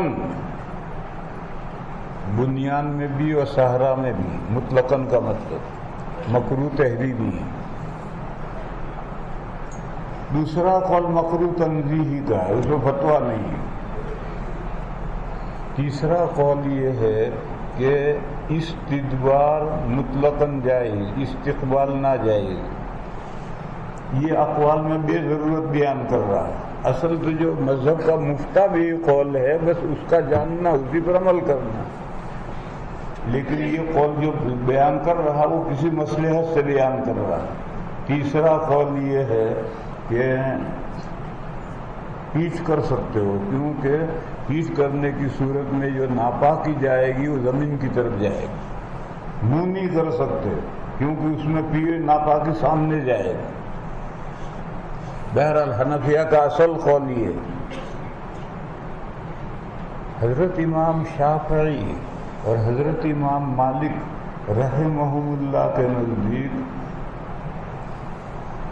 بنیان میں دونوں جائز اور صحرا میں دونوں ناجائز. بنیان عمارت میں، عمارت کا کیا مطلب ہے؟ قریب میں آڑ ہو، یہ میں نے لفظ بڑا، قریب میں آڑ ہو تو بنیان ہے. اور وہ سامنے ایک میل پر پہاڑ ہے اس کا اعتبار نہیں ہے. قریب میں آڑ ہے تو بنیان ہے. وہ کہتے ہیں کہ بنیان میں استقبال اور استدبار دونوں جائز ہیں اور صحرا میں دونوں ناجائز ہیں. حضرت امام احمد علیہ الرحمہ کے 3 قول ہیں. ایک حنفیہ کے مفتابی مذہب کے مطابق، اور ایک امام شافعی اور امام مالک رحمہم اللہ کے مذہب کے مطابق، اور ایک حنفیہ کا جو قول تھا کہ ادبار مطلقاً جائز، استقبال مطلقاً ممنوع، اس کے مطابق یہ قول ہے. جو حنفیہ کا قول میں نے بیان کیا تھا وہ امام احمد کا قول سمجھانے کے لیے تھا. استدبار مطلقاً جائز، استقبال نہیں. اور ایک حنفیہ کے قول کے مطابق، ایک دوسرے 2 اماموں کے قول کے مطابق. یہ تو میں نے اقوال بیان کیے. اصل امام بخاری علیہ الرحمہ کا قول سمجھنا ہے اور اس قول کو باب سے نکالنا ہے. حضرت امام بخاری علیہ الرحمہ کی رائے یہ ہے، دیکھو حضرت امام نے استدبار کا لفظ ہی باب میں نہیں لیا، بس استدبار مطلقاً جائز ہے، صحرا میں بھی بنیان میں بھی. اور استقبال بس صرف باب نے استقبال دیا ہے. استقبال بنیان میں جائز، صحرا میں جائز نہیں. یہ امام بخاری علیہ الرحمہ کی رائے ہے، وہ ائمہ میں سے کسی کے ساتھ نہیں ہے. وہ کہتے ہیں استدبار مطلقاً جائز، اسی لیے باب نے استدبار لفظ ہی نہیں لیے. اور استقبال کی 2 صورتیں کی کہ اگر آڑ ہے، دیوار ہے، دیوار کے علاوہ درخت ہے، مگر آڑ میں قریب میں ہونی چاہیے آڑ، یعنی میل بھر پر پہاڑ ہے اس کا اعتبار نہیں. درخت ہی آپ ایسی جگہ بیٹھے ہیں کہ درخت کے سامنے بالکل لگا ہوا ہے تو یہ بھی آڑ ہوگی، بنیان ہوگی. تو استقبال کی دو صورتیں کی، بنیان میں جائز، صحرا میں ناجائز، اور استدبار مطلقاً جائز۔ یہ حضرت امام کی رائے ہے، اسے باپ سے سمجھو۔ پہلے تو یہ ذہن میں رکھو کہ استدبار لفظ ہی نہیں لائے۔ کیوں؟ امام بخاری علیہ الرحمہ کے نزدیک استدبار مطلقاً جائز ہے، اور استقبال کو دو حصوں میں تقسیم کریں گے۔ باب لا تستقبل القبلۃ بغائط او بول، دونوں استنجوں میں منہ نہیں کرنا صحرا میں، الا عند البناء جدار او نحوہ، الا لائے کہ بنیان میں دونوں جائز اور صحرا میں دونوں ناجائز۔ اس کے بعد سمجھو اس مسئلے میں 4 حدیثیں، 4 میں سے 2 بخاری میں لانے کے قابل ہیں، تیسری حدیث حسن ہے جو ترمذی میں آئی ہے، اور چوتھی نکمی ہے جو ابن ماجہ میں ہے۔ نکمی بھی ہے سند کے اعتبار سے، اور محکم الدلالہ بھی نہیں ہے۔ اعلیٰ درجے کی پہلی حدیث حضرت ابو ایوب انصاری کی ہے، اذا اتیتم الغائط فلا تستقبلوا القبلة ولا تستدبروها ولكن شرقوا وغربوا۔ پھر ابو ایوب کہتے ہیں کہ جب ہم نے ملک شام فتح کیا تو فوج شہر میں داخل ہوئی، تو شہر میں داخل ہوتے ہی جو سرکاری عمارت ہے اس میں قبضہ کرے گی اور وہاں رہے گی۔ وہاں پہلے سے بیت الخلاء جو بنے ہوئے ہیں وہ اس طرح سے بنے ہوئے ہیں کہ اس میں بیٹھیں گے تو کعبہ کی طرف منہ ہوگا۔ اب ابھی فوج آئی ہے فتح کر کے، ایک دم تو بیت الخلاء بن نہیں سکتے، اور یہ تو 24 گھنٹے میں ایک مرتبہ حاجت تو پیش آتی ہی ہے، تو کہا ہم وہی بیت الخلاء استعمال کرتے تھے، گھوم کر بیٹھتے تھے اور اللہ سے معافی مانگتے تھے کوتاہی کی۔ یہ حضرت ابو ایوب انصاری کی حدیث ہے جو تم ترمذی میں پڑھ کر آئے ہو، تمہیں یاد بھی ہوگی، حفظ بھی ہوگی، اور وہ حفظ تم نے اس لیے کی ہوگی کہ تاکہ امتحان میں کام آئے۔ علم کے لیے نہیں حفظ کی ہوگی، امتحان میں کام آئے اس لیے حفظ بھی کی ہوگی۔ دوسری حدیث حضرت ابن عمر کی ہے، وہ بھی اعلیٰ درجے کی ہے اور اگلے باب میں آ رہی ہے۔ مکان کے اوپر سوختہ وختہ ڈالتے ہیں۔ ابن عمر ایک مرتبہ اپنی بہن حضرت حفصہ کے کوٹھے پر چڑھے، چھت پر چڑھے، اور مکان کا ایک دروازہ تو مسجد نبی میں کھلتا تھا، وہ تو مسجد کی دیوار اور کمرے کی دیوار ایک ہے، اسی میں دروازہ کھلتا ہے، اور مکان کا اصل دروازہ ادھر تھا، پھر ادھر کوٹ تھا، پھر کوٹ سے نکلیں گے تو روڈ پر جائیں گے، تو ادھر کوٹ میں بیت الخلاء بنا ہوا ہے اور بیت الخلاء کی چھت نہیں ہے۔ میں نے کہا نا کعبہ شریف کی بھی چھت نہیں تھی، 4 دیواری تھی۔ تو ابن عمر چھت پر کنارے پر گئے کوئی چیز لینے کے لیے، تو ان کی نظر پڑی بیت الخلاء میں حضور بڑا استنجا فرما رہے ہیں۔ کیا ہیئت تھی؟ فرماتے ہیں کہ منہ تو تھا بیت المقدس کی طرف، مدینہ سے جانب شمال بیت المقدس اور جانب جنوب کعبہ ہے، تو جب منہ بیت المقدس کی طرف ہوگا تو پیٹھ کعبے کی طرف۔ اس حال میں حضور وہاں استنجا فرما رہے ہیں۔ مسئلے میں دوسری دلیل یہ ہے، تیسری دلیل حضرت جابر کی ہے اور ترمذی میں ہے اور حسن ہے، صحیح نہیں ہے۔ حضرت جابر کہتے ہیں کہ نبی پاک صلی اللہ تعالی علیہ وسلم نے ہمیں بیت اللہ کے طرف منہ کر کے پیشاب چھوٹا بڑا استنجا کرنے سے منع کیا، میں نے حضور کو وفات سے 1 سال پہلے دیکھا کہ بیت اللہ کی طرف منہ کر کے حضور پیشاب کر رہے ہیں. یہ تیسری روایت ہے. چوتھی روایت حضرت عائشہ کی ابن ماجہ میں. نبی پاک صلی اللہ علیہ وسلم کے علم میں لایا گیا کہ کچھ لوگ بیت اللہ کی طرف پیش کرنے کو ناپسند کرتے ہیں، مکروہ کہتے ہیں. حضور نے فرمایا اچھا ایسا ہے؟ میری بیٹھک مقعدتی، میری بیٹھک اس طرح کر دو کہ میں بیٹھوں تو میری پیٹھ کعبہ کی طرف ہو.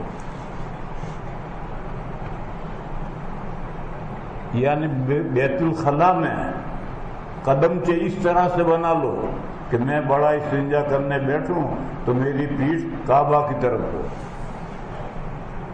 یہ روایت خالد نام کا ایک راوی ہے، وہ 4 پیسے کا بھی نہیں ہے. اور حضرت عائشہ سے روایت کرنے والا عراق عین رے الف چھوٹا کاف، یہ راوی حضرت عائشہ سے اس کا لقا سمائی نہیں. پھر حدیث محکم الدلالہ نہیں ہے. بیت الخلاء میں قدمچے نہیں، مسجد نبوی میں مجلس میں جو حضور کی بیٹھنے کی جگہ تھی اس کو اس طرح سے کر دو کہ میں مجلس میں بیٹھوں تو پیٹھ کعبہ کی طرف ہو. یہ مطلب بھی ہو سکتا ہے. اور چھوٹے بڑے استنجے کے علاوہ کعبہ کی طرف پیٹھ کرنے میں کوئی کراہیت نہیں. میں بھی بیٹھا ہوا ہوں پیٹھ کر کے، بہت سے طالب علم بھی بیٹھے ہیں. یہ تو چھوٹے بڑے استنجے ہی میں ممانعت ہے. بس مسجد نبوی میں اگر حضور کی نشستگاہ اس طرح کر دی جائے کہ بیٹھے حضور تو پیٹھ کعبہ کی طرف ہو، اس میں کوئی کراہیت نہیں. اور لوگوں کے ذہنوں میں جو بات بیٹھ گئی ہے کہ کعبہ کی طرف مطلقاً پیٹھ نہیں کرنی چاہیے، اسی طرح سے کچھ لوگوں کے ذہنوں میں یہ بیٹھ گیا ہے کہ کعبہ کی طرف تھوکنا بھی نہیں چاہیے. کچھ لوگوں کے ذہنوں میں یہ بات بیٹھ گئی ہے کہ کعبہ کی طرف پیر بھی لمبے نہیں کرنے چاہیے. یہ سب کتابوں میں لکھے ہیں آداب، مگر ان کی دلیل تو کچھ نہیں. کعبہ کی طرف پیر لمبے نہیں کرنی چاہیے، کیا دلیل؟ کعبہ کی طرف تھوکنا نہیں چاہیے، کیا دلیل ہے؟ اور جو حدیثیں آئیں گی کہ نماز پڑھتے ہوئے تھوکنے کی ضرورت پیش آئے تو آگے مت تھوکو، دائیں مت تھوکو، بائیں پیر کے نیچے تھوکو یا بائیں طرف تھوکو. وہ تو نماز پڑھتے ہوئے، خارج نماز کے لیے نہیں ہے وہ حدیث.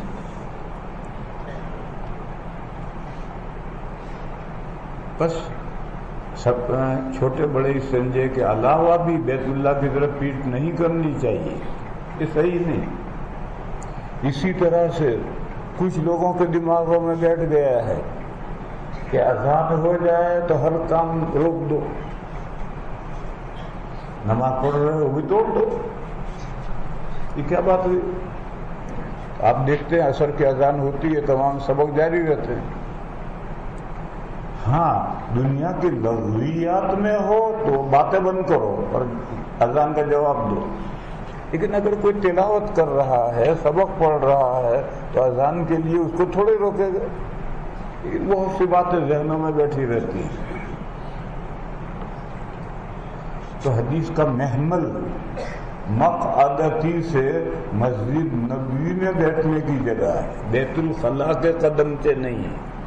بس حدیث محکم الدلالہ نہیں رہی، 50-50 کا چانس ہو گیا.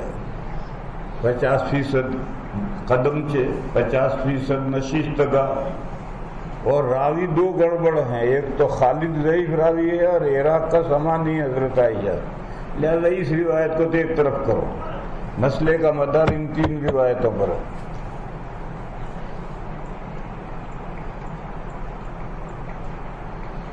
حنفیہ نے حضرت ابو ایوب انصاری رضی اللہ تعالی عنہ کی حدیث پر مسئلے کا مدار رکھا.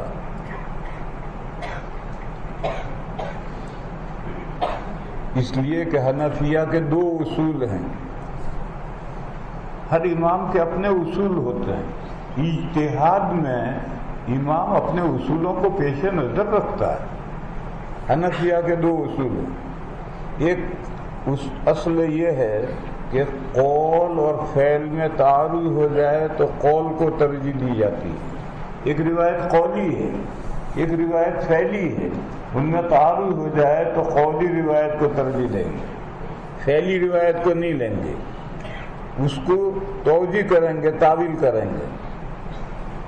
اس لیے کہ قول محکم الدلالہ ہوتا ہے، اس کی دلالت اپنے مدلول پر پکی ہوتی ہے. اور فعلی روایت وقائع الاحوال یتطرق الیہ الاحتمال، واقعات جو ہوتے ہیں اس میں تو طرح طرح کے احتمالات نکل سکتے ہیں. جیسے یہی احتمال کہ حضرت ابن عمر نے جو دیکھا ہوگا وہ ظاہر ہے گھور کر نہیں دیکھا، اچھتی نظر پڑی ہے. اچھتی نظر میں دیکھنے میں غلطی ہو سکتی، ایسی کوئی نئی اہم بات نہیں. تو حنفیہ کلیہ قاعدہ بتا رہا ہوں، جہاں بھی قولی اور فعلی روایت میں تعارض ہوگا تو حنفیہ قول کو لیں گے، کیونکہ قول محکم الدلالہ ہے اور فعل میں احتمالات نکل سکتے ہیں. یہی احتمال کہ حضور کی خصوصیت ہو، کیونکہ کعبہ سے بہرحال حضور افضل ہے. بس اگر افضل مفضول کی طرف پیٹ کرے تو کیا حرج ہے؟ ایسے احتمالات نکالو. وقائع الاحوال یتطرق الیہ الاحتمال. دوسرا اصول، محرم اور مبیح میں تعارض ہو جائے تو حنفیہ محرم کو ترجیح دیتے ہیں. ایک دلیل سے عدم جواز ثابت ہوتا ہے اور ایک سے جواز ثابت ہوتا ہے، تعارض، تو حنفیہ محرم کو ترجیح دیں گے، عدم جواز والی دلیل لیں گے. کیوں؟ قاعدہ یاد رکھو، دنیا میں جتنی حلال چیزیں ہیں سب کھانی ضروری نہیں ہے. دنیا میں جتنی حلال چیزیں ہیں سب کھانی ضروری نہیں ہے. دیکھو بھینس کا انڈا حلال ہے، کہاں کھایا تم نے کبھی؟ اور جتنی حرام چیزیں ہیں ان سے بچنا ضروری ہے. تمام حرام سے بچنا ضروری ہے اور حلال کو استعمال کرنا ضروری نہیں. بس محرم کو ترجیح دو کیونکہ ہر حرام سے بچنا ضروری ہے. مبیح کو ترجیح نہیں دیں گے کیونکہ ہر جائز کو اختیار کرنا ضروری نہیں. غرض احتیاط محرم کو ترجیح دینے میں. اس لیے حنفیہ جہاں بھی محرم اور مبیح میں تعارض ہوگا تو محرم کو ترجیح دیں گے. اب حضرت جابر کی جو حدیث ہے ترمذی میں حسن، وہ حدیث تو ان دو حدیثوں کی ٹکر میں آ ہی نہیں سکتی. یہاں رک کر کے اصول بھی سمجھ لو، یہ مثالیں ہیں اس کی. حدیث ضعیف بھی حدیث ہے، اور البانی نے جو ذہن بنا دیا ہے عربوں کا ھذا حدیث ضعیف یعنی موضوع، یہ غلط ہے. 1400 سال سے ضعیف حدیثیں صحیح حدیثوں کے ساتھ لکھی جاتی ہیں، موضوعات کے ساتھ نہیں لکھی جاتی. پھر صحیح ضعیف کا فرق کہاں ظاہر ہوگا؟ کسی مسئلے میں صحیح حدیث بھی ہے ضعیف بھی ہے، تو صحیح کو لیں گے ضعیف کو نہیں لیں گے. لیکن اگر کسی مسئلے میں ضعیف ہی حدیث ہے تو پھر اس ضعیف حدیث کو تمام فقہا لیتے ہیں اور استحباب کے درجے کا مسئلہ اس سے ثابت کرتے ہیں. بس یہاں جب یہ دو اعلیٰ درجے کی روایتیں ہیں تو حضرت جابر کی جو روایت کہ میں نے وفات سے 1 سال پہلے حضور کو بیت اللہ کی طرف پیشاب کرتے دیکھا ہے، وہ روایت ان کے درجے کی نہیں ہے، لہذا اسے ہٹاؤ. مسئلہ طے کرنے میں اس کو پیش نظر نہیں رکھتے. یہ کس کی بات کہہ رہا ہوں؟ ائمہ اربعہ کی بات کر رہا ہوں. ائمہ اربعہ کے علاوہ دوسرے لوگوں نے تو اس حدیث کو بھی پیش نظر رکھا ہے. اس کو بھی سمجھنے کے لیے غیر مقلدین کا قول بھی لے لو. غیر مقلدین اور امام مالک علیہ الرحمہ کے استاد ربیعۃ الرائے یہ کہتے ہیں استقبال و استدبار مطلقاً جائز ہے. صحرا میں بھی بنیان میں بھی سب جگہ جائز ہے. بلکہ ہمارے زمانے کے سڑے ہوئے غیر مقلد وہ تو یہ کہتے ہیں کہ بیت الخلا اس طرح بناؤ کہ بیت کعبہ کی طرف منہ ہو یا پیچھے، یہ مستحب ہے. پاگل یہ کہتے ہیں، کہتے تو نہیں ہیں، ان کے دماغوں میں یہ ہے. چنانچہ جلسوں میں بڑے جلسے ہوتے ہیں، اس میں بیت الخلا بناتے تو بالکل جیسے بیت الخلا بناتے ہیں کہ یا تو بیت اللہ کی طرف پیٹھ ہو یا منہ ہو. مئو میں ایک مرتبہ جلسہ تھا، انہوں نے ایسے بیت الخلا بنائے تو ہمارے لوگوں نے جا کے سب توڑ ڈالے اور خوب پٹائی کی ان کی. یہ مئو میں یہ جھگڑا پیش آ چکا ہے. تو چلو جائز کو ہو، لیکن نہیں، وہ تو بالقصد ایسا بنائیں گے بیت الخلا. تو ان کا مذہب بھی ساتھ میں لے لو تاکہ روایات کو سمجھنے میں مدد ملے. ہمارا مقصود ائمہ کے اقوال نہیں ہے، ہمارا مقصود روایات کو سمجھنا ہے. بس ان کا مذہب بھی لے آؤ تاکہ زیر بحث. حنفی آئے سب سے پہلے، انہوں نے کہا یہ روایت تو پھیلی ہے. میں نے حضور کو وفات سے 1 سال پہلے بیت اللہ کی طرف منہ کر کے پیشاب کرتے دیکھا. پھیلی روایت. ابن عمر کی روایت بھی پھیلی ہے اور حضرت ابو ایوب انصاری کی روایت قولی ہے اور ان میں تعارض ہے. ایسے تعارض کے وقت میں حنفیہ قولی روایت کو لیتے ہیں، پھیلی روایتوں کی توجیح کرتے ہیں، تعویل کرتے ہیں، احتمال نکالتے ہیں. ہو سکتا ہے ابن عمر کی نظر اچٹتی نظر پڑی ہو، صحیح اندازہ نہ کیا ہو سکتا ہے حضور ذرا گھوم کر بیٹھے ہوں اور ذرا گھومنے کا اندازہ دور سے نہیں کیا جا سکتا.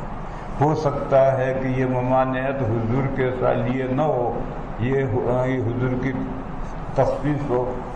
ہو سکتا ہے حضور جہاں پیشاب فرما رہے ہیں چاروں طرف فوج پڑی ہوئی ہے، کوئی پردے کی جگہ ہی نہیں ہے، پردے کی جگہ بیت اللہ کی طرف ہی منہ کرنے میں ہے، اس لیے مجبوری میں حضور نے کیا ہو، یا حضور کعبہ سے افضل ہے اس لیے منہ کیا ہو. بہرحال کوئی نہ کوئی توجیہ کرو، پھیلی روایات کی کوئی نہ کوئی توجیہ کرو اور قولی روایت پر مسئلے کا مدار رکھو.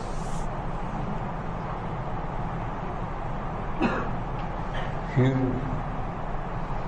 حضرت ابو ایوب انصاری کی روایت میں لفظ غائط آیا ہے، اذا اتیتم الغائط. غائط لفظ قرآن میں بھی آیا ہے. غائط کے معنی ہیں گاؤں سے باہر کھڈے گھڑے نشیبی جگہ. تو اصل حدیث تو صحرا کے بارے میں ہے، گاؤں سے باہر جو کھڈے گھڑے نشیبی جگہ ہے جب وہاں جاؤ. مگر حضرت ابو ایوب انصاری نے اس کا مصداق بنیان کو بھی بنایا ہے. وہ شام میں جب داخل ہوئے تو بنیان میں جو بیت الخلا تھے ان میں بھی گھوم کر بیٹھتے اور استغفار کرتے. تو حدیث تو ہے صحرا کے بارے میں اور راوی نے اس کو بنیان کے حق میں بھی لیا ہے. اور عقل بھی یہ کہتی ہے کہ یہاں سے کعبہ تو کہیں سے کہیں ہے، ہزاروں لاکھوں آڑیں بیچ میں ہیں. بس جو ممانعت کی علت احترام، وہ تو چاہے سامنے آڑ ہو یا نہ ہو، احترام کا تقاضا تو یہی ہے کہ ادھر منہ یا پیٹھ نہ کی جائے. بہرحال حدیث غائط کے لفظ سے، اور راوی حدیث نے بنیان کو بھی غائط کے حکم میں رکھا ہے.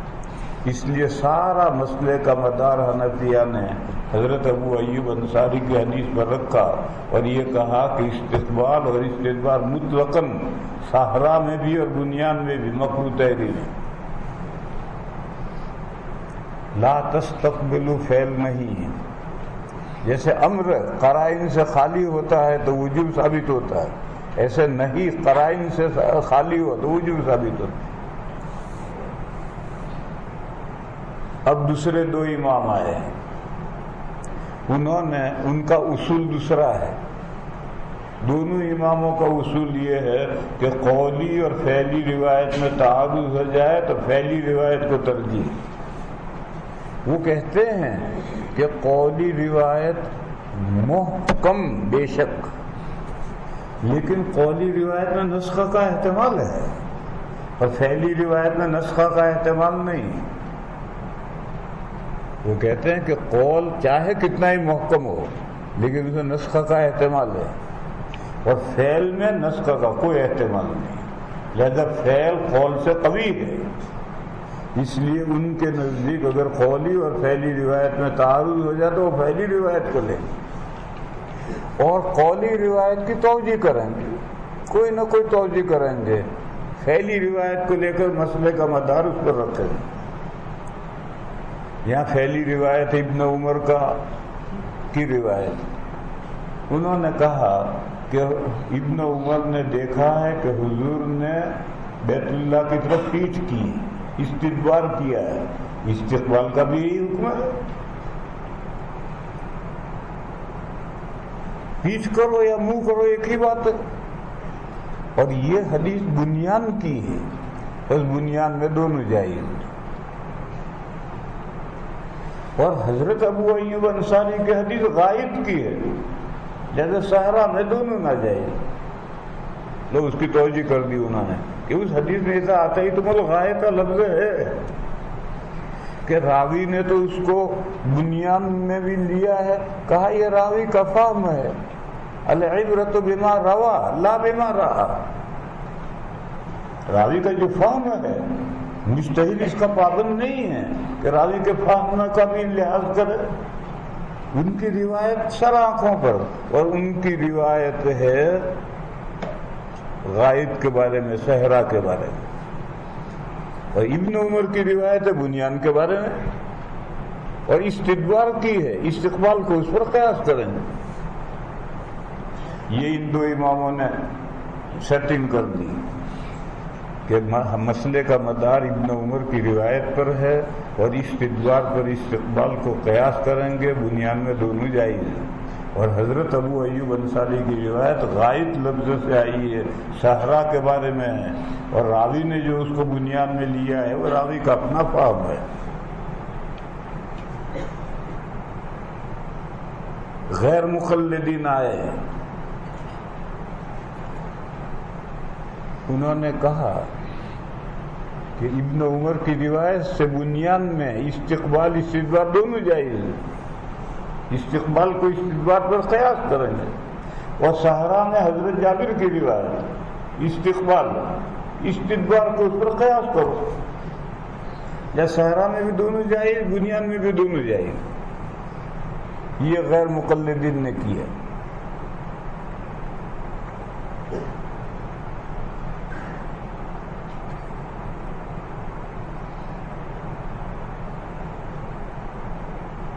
ان کے علاوہ جو دیگر مذاہب ہیں انہوں نے بھی انہی روایات میں ادھر ادھر کیا ہے۔ مثلا ابن عمر کی روایت استدبار کے بارے میں، اس پر استقبال کو قیاس نہیں کیا۔ کیوں؟ استدبار میں ناپا کے نیچے جاتی، استقبال میں سامنے جاتی، بس مقیس علیہ میں فرق ہے، ایک کو دوسرے پر قیاس نہیں کریں گے۔ ہاں بیت الخلاء میں استدبار تو صحرا میں بھی استدبار جائے، صحرا میں بھی نیچے ناپا کی جائے، اور استقبال دونوں جگہ نہ جائے۔ یہ جو قول تھا کہ استدبار مطلقاً جائے، استقبال مطلقاً نہ جائے، اس کی وجہ یہ ہے کہ استدبار ثابت ہے، اس پر استقبال کو قیاس نہیں کریں گے، اور استدبار بنیان میں ہو یا صحرا میں ہو ایک ہی بات ہے۔ حضرت امام بخاری علیہ الرحمہ کیا کر رہے ہیں یہ اصل سمجھنا ہے۔ حضرت امام بخاری علیہ الرحمہ یہ کہہ رہے ہیں کہ دیکھو ابن عمر کی روایت سے استدبار ثابت ہے، اور بنیان اور صحرا ایک ہی بات ہے، لہذا جب بنیان میں استدبار جائز تو صحرا میں بھی جائز، کیونکہ دونوں جگہ ناپاکی نیچے جا رہی، لہذا استدبار مطلقاً جائز، اس لیے باپ نے لائے نہیں اسے۔ بنیان کے استدبار پر صحرا کے استقبال کو قیاس کیا۔ رہا استقبال تو بنیان میں استقبال کو استدبار پر قیاس کیا، صحرا میں نہیں، کیونکہ صحرا میں تو حضرت ابو ایوب انصاری کی حدیث ہے، اور صحرا میں استدبار خاص ہو گیا حضرت جابر کی حدیث سے، نہیں حضرت جابر کی حدیث سے نہیں، حضرت جابر کی حدیث اس کے برابر ہے ہی نہیں۔ بنیان کے استدبار پر صحرا کا استدبار دونوں جائز، اور بنیان کا استدبار پر قیاس وہ بھی جائز۔ اب رہ گیا صحرا کا استقبال، تو ابو ایوب انصاری کی حدیث اسی کے لیے، یہ حضرت امام کی رائے ہے۔ کتاب سے ملا ہو تو سمجھ میں آئے گا ٹھیک سے۔ باب لا تستقبل قبلۃ، منہ نہیں کرنا چاہیے، بغائط او بول، چھوٹا استنجا آپ کر رہے ہیں، بڑا استنجا کر رہے ہیں، منہ نہیں کرنا، الا عند البناء، بنیان میں منہ کر سکتے ہیں۔ استدبار کو تو بعد میں لیا ہی نہیں، وہ تو مطلقاً جائز ہے۔ صحرا کے استدبار کو بنیان کے استدبار پر قیاس کیا ہے، بعد میں فقط استقبال کا مسئلہ ہے، وہ ناجائز، مگر الا بنیان میں وہ بھی جائز۔ اب صحرا میں صرف استقبال ناجائز رہا، چاہے چھوٹا استنجا کرو چاہے بڑا استنجا کرو، صحرا میں بیت اللہ کی طرف نہ منہ کرنا چاہیے نہ پیٹھ کرنی چاہیے۔ او الا عند البناء جدار او نحوه، بنا خواہ دیوار ہو یا اس کے علاوہ کوئی اور چیز ہو۔ وبه قال حدثنا آدم قال حدثنا ابن ابي ذئب قال حدثنا الزهري عن عطاء بن يزيد الليثي عن ابي ايوب الانصاري قال قال رسول الله صلى الله عليه وسلم اذا اتى احدكم الغائط فلا يستقبل القبلة ولا يولها ظهره، اس کی طرف اپنی پیٹھ نہ پھیرے۔ شرقوا او غربوا، یہ مسئلہ مدینہ کے لیے، جو کعبہ سے جنوب یا شمال کی طرف رہتا ہے ان کے لیے مسئلہ ہے، اور اگر کعبہ سے مشرق یا مغرب کی طرف رہتا ہے تو ان کے لیے دوسرا مسئلہ ہے۔ جیسے ہم لوگ باب من تبرز علی لبنتین، دو حدیثوں پر مسئلے کا مدار تھا، تیسری حدیث تو حضرت نے لی نہیں، اور چوتھی تو لینی بھی نہیں چاہیے، تیسری بھی نہیں لی، انہی دو حدیثوں پر مدار۔ استدبار ایک حکم، استقبال بنیان میں استدبار پر مقیس، اور حضرت ابو ایوب کی حدیث صحرا میں استقبال کے لیے، دونوں حدیثوں پر مدار رکھ کر فیصلہ کیا۔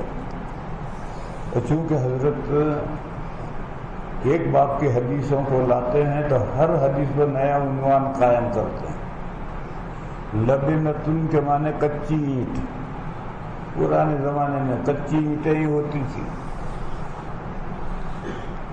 تو قدم بیت الخلاء میں کچی اینٹیں رکھ کر کے قدمچے بنا کر کے اونچے بیٹھو تو ناپاکی سے احتراز ہو جائے گا۔ حضور جو بیت الخلاء میں استنجا فرما رہے تھے تو قدمچے تھے، وہاں اینٹ کچی اینٹیں تھی، اس پر بیٹھ کر استنجا کر رہے۔ باب من تبرز على لبنتين وبه قال حدثنا عبد الله بن يوسف قال اخبرنا مالك عن يحيى بن سعيد عن محمد بن يحيى بن حبان عن عمه واسع بن حبان۔ اس حدیث میں ایک مضمون اور ہے، ذرا اسے بھی سمجھو۔ واسع بن حبان حضرت ابن عمر مسجد نبوی میں بیٹھے ہیں، اور حضرت کی پیٹھ بیت اللہ کی طرف ہے، منہ سامنے کی طرف ہے۔ یہ واسع ابن حبان کو چاہے ہا کا زیر پڑھو چاہے زبر پڑھو، حبن کے معنی محبوب اور حبن کے معنی دانا غلہ، الف نون زائدۃ۔ یہ نماز پڑھ رہا تھا، نماز پڑھ کر کے حضرت ابن عمر کے پاس مجلس میں آ کر بیٹھا، لیکن ابن عمر کے سامنے نہیں بیٹھا، سامنے بیٹھے گا تو پیٹھ بیت المقدس کی طرف ہوگی۔ یہ بھی ایک رائے ہے کہ جو حکم بیت اللہ کا ہے وہی حکم بیت المقدس کا ہے، اس کی طرف بھی استقبال و استدبار مطلقاً ممنوع، وہ یہ رائے چلی ہوئی ہے۔ تو یہ طالب علم ہے، وہ سامنے نہیں بیٹھا تاکہ پیٹھ بیت المقدس کی طرف نہ ہو، بلکہ دائیں طرف بیٹھا ہے یا بائیں طرف بیٹھا ہے۔ ابن عمر سمجھ گئے کہ یہ ادھر کیوں بیٹھا ہے، سامنے جگہ تھی کیوں نہیں بیٹھا۔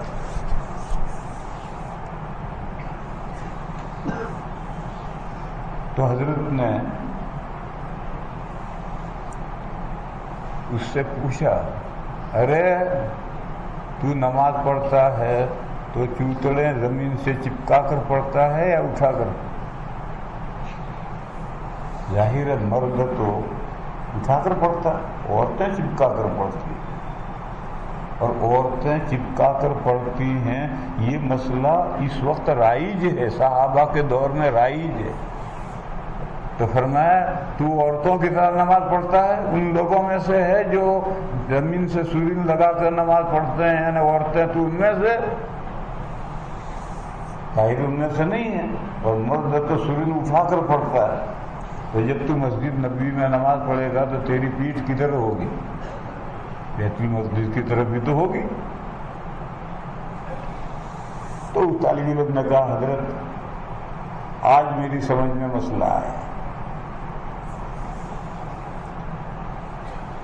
پھر حضرت ابن عمر نے وہ حدیث سنائی کہ میں کوٹھے پر چڑھا تو حضور کی پیٹھ بیت اللہ کی طرف تھی۔ جب بیت اللہ کی طرف پیٹھ ہے تو بیت المقدس کی طرف پیٹھ کرنے میں کیا پریشانی ہے؟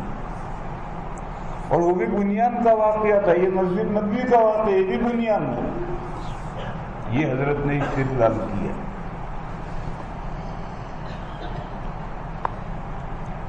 عن عبد الله بن عمر أنه كان يقول إن الناس يقولون إذا قعدت على حاجتك فلا تستقبل القبلة ولا بيت المقدس، فقال عبد الله بن عمر لقد ارتقيت على يوما على ظهر بيت لنا فرأيت رسول الله صلى الله عليه وسلم على لبنتين مستقبلا بيت المقدس لحاجته وقال لعلك من الذين يصلون على اوراقهم، شاید تو ان لوگوں میں سے ہے جو اپنی سرینیں زمین پر بچھا کر نماز پڑھتے ہیں، یعنی عورتوں میں سے ہے۔ فقلت لا ادری واللہ، طالب علم نے کہا کہ آج تک تو میں یہ مسئلہ جانتا ہی نہیں تھا، لا ادری واللہ، آج میری سمجھ میں آیا۔ حضرت امام مالک جو حدیث کے راوی ہیں وہ کہتے ہیں کہ یہ ابن عمر نے کیا فرمایا کہ شاید تو ان لوگوں میں سے ہے جو زمین سے سوری لگا کر نماز پڑھتے ہیں، یعنی وقال مالک یعنی الذی یصلی ولا یرتفع عن الارض یسجد وهو لاصق بالارض، یعنی نساء بڑھا دیتے تو بات واضح ہو جاتی، وہ نہیں بڑھایا ہے، کیونکہ مردوں میں سے کوئی بھی زمین سے سورج چپکا کر نہیں پڑتا۔ ایسا ہی ایک مسئلہ اور سمجھ لو، بیٹھ کر نماز پڑھ رہا ہے تو لوگوں میں ایک غلط مسئلہ چلا ہوا ہے کہ رکوع کرے تو سورج اٹھے، یعنی اتنا جھک کر جائے تو سورج اٹھے، یہ غلط ہے۔ اور یہ غلطی چلی کہاں سے؟ شامی میں یہ لکھا ہے اگر آپ بیٹھ کر نماز پڑھ رہے ہوں تو آپ رکوع میں اتنا سر اٹھائیں کہ گھٹنے سے نکلنے والے خط پر آپ کا ماتھا جبہہ پہنچ جائے، اتنا جھکے. بیٹھ کر آپ نماز پڑھ رہے ہوں تو رکوع میں اتنا جھکیں کہ گھٹنے سے نکلنے والے خط پر آپ کا جبہہ پہنچ جائے. گھٹنے سے نکلنے والا خط کیا مطلب؟ یہ تو گھٹنوں سے ہی اوپر کی طرف خط جا رہا ہے اور یہ گھٹنوں سے نیچے کی طرف جا رہا ہے. تو لوگوں کو غلط فہمی ہوئی کہ گھٹنوں سے یوں جو خط نکل رہا ہے وہاں تک ماتھا لے جاؤ. تو وہاں تک ماتھا لے جاؤ گے تو سورین اوپر ہو ہی جائیں گے. حالانکہ مراد نہیں تھی، گھٹنوں سے آسمان کی طرف جو خط نکلے اس خط تک ماتھا لے جاؤ. باب خروج النساء البراز. اس باب میں مسئلہ یہ ہے کہ گھروں میں اگر بیت الخلا نہ ہو تو عورتیں جنگل میں جا سکتی، البتہ ایسی صورت میں جس جنگل میں عورتیں جائیں گے وہاں مرد نہیں جائیں گے، اور جس جنگل میں مرد جائیں گے وہاں عورتیں نہیں جائیں گے. اس کا لحاظ کریں. مدینہ میں ایک جگہ تھی مناسے، لمبا چوڑا علاقہ تھا. جب گھروں میں بیت الخلا نہیں تھے تو عورتیں وہیں جاتی تھیں، ادھر مرد نہیں جاتے تھے، مرد کسی دوسری طرف جائیں. بہرحال گھروں میں بیت الخلا نہ ہوں، آج بھی چھوٹے چھوٹے دیہاتوں میں گھروں میں بیت الخلا نہیں ہے تو عورتیں بڑے استنجے کے لیے چھوٹے استنجے کے لیے تو نہیں جاتی، تو گھر کے قریب کچھ آڑ بنا رکھتی ہیں، لیکن چھوٹے استنجے کے لیے جنگل میں جاتی ہیں. مگر باب میں جو حدیث ہے اس حدیث میں وہم ہے. باب میں حدیث ہے کہ یہ واقعہ نزول حجاب سے پہلے کا ہے، اس واقعے کے بعد حجاب کے احکام نازل ہوئے. یہ تسامح ہے، صحیح نہیں ہے، اس لیے اس کو سمجھانا پڑے گا. اور آج تو بریانی ہے، لہٰذا آج چھٹی کرو. صحیح پتہ نہیں ہے بھی یا نہیں ہے، خامخواہ وہ کہہ رہا تھا بریانی.